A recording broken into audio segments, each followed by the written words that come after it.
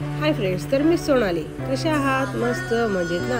तर माझ्या नवीन ब्लॉगमध्ये तुम्हा सर्वांचं स्वागत आहे.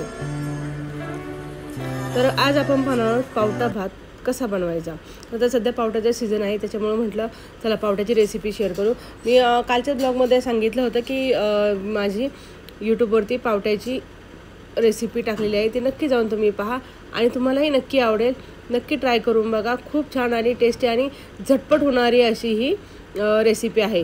तर मग चला तुम्हाला सांगते मी त्यासाठी काय काय साहित्य लागणार आहे. तर सर्वात प्रथम मी इथे कांदा चिरून घेतलेला आहे. 1-2 कांदे घेतलेले आहेत आणि छानपैकी ते आपल्याला चिरून घ्यायचे आहेत. तर हे पहा ह्या पद्धतीनं आता इथं घेतलेलं आहे. सगळं साहित्य मी चिरून घेतलेलं आहे. कांदा, टोमॅटो, 1 हिरवी मिरची, ती उभी आणि आडवी पण चिरायची, 1 बटाटा, कढीपत्ता, हा आहे पावटा आणि ही अद्रक, लसूण आणि कोथिंबीरची पेस्ट आहे. आणि हे जे तांदूळ आहेत ते मी फक्त 10 मिनटं भिजून ठेवलेले आहेत. तर एका कढईमध्ये इथे तेल टाकते. हे पहा छान असं. आणि हा राईस तुम्ही ना, हा जो पावटा भात आहे हा तुम्ही कुकरलाही लावू शकता किंवा अशा मोठ्या कढईमध्येही करू शकता किंवा पातेल्यातही करू शकता. पण कुकरला लावल्यावरती काय होतं माहिती आहे का, ते जे सगळा जो मसाला असतो ना कधी कधी वरती येतो किंवा मग कधी खाली थोडासा लागला जातो माझ्याकडनं तरी. म्हणून मी शक्यतो अशा कढईमध्ये छान असा पावटा भात किंवा पुलाव करत असते. तरी तर आता तेल तापलं आहे. तेलामध्ये जिरं, मोहरी, कढीपत्ता, आता यात टाकलेला आहे कांदा आणि हिरवी मिरची. हे बघा हे छानपैकी आपल्याला असं परतून घ्यायचं आहे. हे कांदा छानपैकी असा लालसर रंगावरती आला ना की खूप छान, टेस्टला पण खूप छान लागतो आणि मऊसूद होतो, मस्त लागतो असा कुरकुरीत. आता यात ॲड करणार आहे मी बारीक चिरलेला टोमॅटो. हा पावटा भातही खूप छान लागतो, मुलंही खूप आवडीने खातात. हा तुम्ही कधी कधी चेंज म्हणून मुलांना टिफिनलाही देऊ शकता आणि कधी संध्याकाळच्या थोडंसं लाईट खायचं असेल तरी हा आपण खाऊ शकतो. तर यामध्ये टाकलेली आहे मी आता थोडीशी अद्रक, लसूण आणि कोथिंबीरची पेस्ट.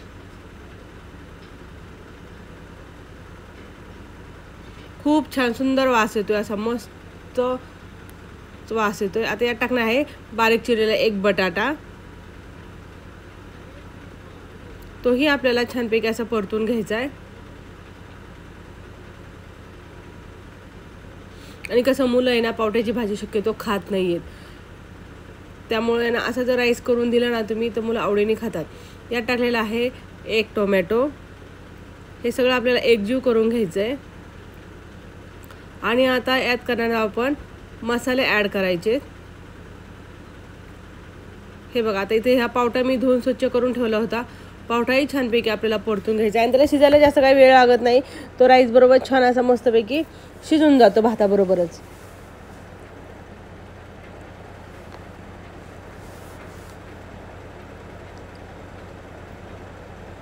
कालच्या ब्लॉगमध्येच मी सांगितलं होतं की पावट्याची रेसिपी पूर्ण ब्लॉग हा यूट्यूबवरती आहे, तर तुम्ही जाऊन नक्की सर्च करा आणि पहा तुम्हाला रेसिपी कशी आवडते. ते आवडली तर नक्की ट्राय करा.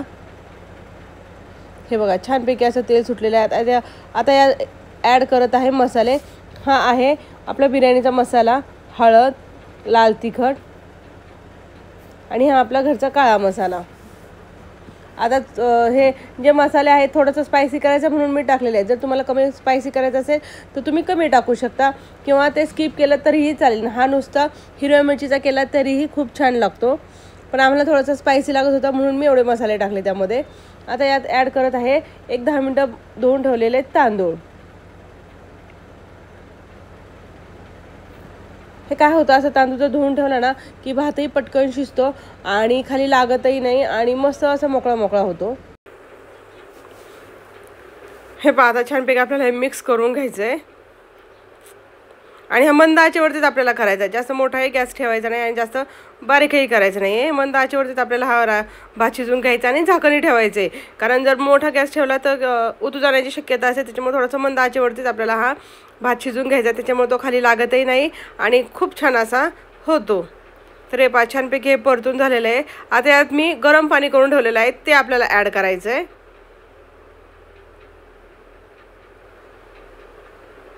हे जे पाणी थोडंसं कोमट केलं होतं, जास्त गरमही नाही आहे जास्त गारही नाही आहे, फक्त थोडंसं कोमट केलेलं आहे. हे बघा छानपैकी आता हे मिक्स करून घ्यायचं आहे. आणि आपल्याला जेवढा हवा आहे ना, म्हणजे जास्त भात चिकटही नको आणि जास्त मोकळाही नको, तर मेजरमेंटनुसार पाणी टाकायचं आपल्याला.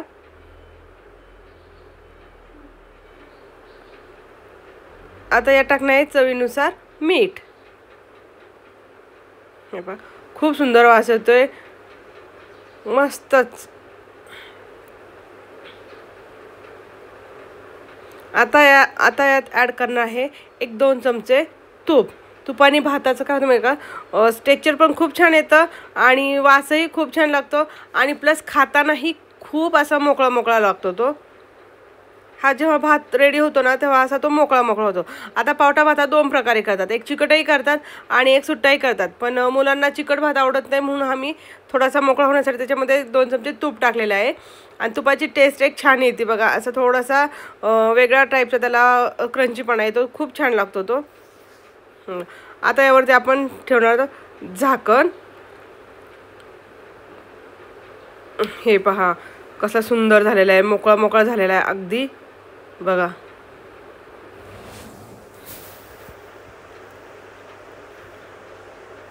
त्यातला पावटाही शिजतो.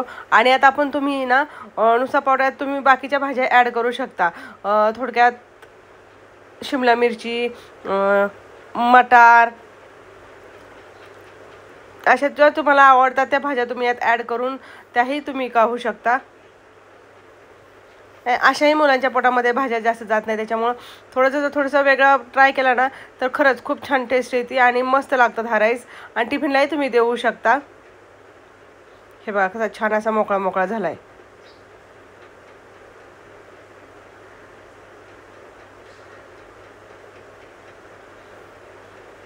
आता यावरनं टाकली आहे थोडीशी कोथिंबीर.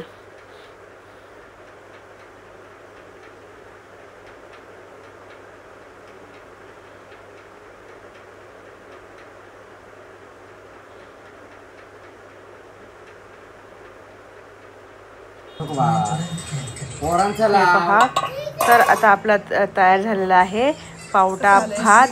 त्याला तुम्ही पावटा पुलावही म्हणू शकता, पावट्याची बिर्याणीही म्हणू शकता. आता आम्ही फक्त जेवणामध्ये पावट्याचा भात आणि गाजरचा हलवा केला होता. कधी कधी कसं थोडंसं लाईटली खायची गरज असते, त्याच्यामुळं रोजच भाजी चपाती खाऊनही मुलांना कंटाळा येतो आणि मुलापेक्षा आपल्यालाही कंटाळा येतो, करूनही कंटाळा येतो आणि खाऊनही कंटाळा येतो. म्हणून म्हटलं चला आज थोडंसं शॉर्टकटमध्ये पोटालाही थोडासा आराम मिळेल म्हणून फक्त पावट्याचा भात आणि गाजराचा हलवा असा आजचा मेनू होता. तर कशी वाटली रेसिपी? जर तुम्हाला ही रेसिपी आवडली असेल तर तुम्ही नक्की ट्राय करा, खूप छान लागतो. आणि कसा झाला ते मला कमेंट करून नक्की सांगा. जर रेसिपी आवडली असेल तर लाईक करा, शेअर करा आणि चॅनलवर नवीन असाल तर सबस्क्राईब करायला विसरू नका. Thank you for watching.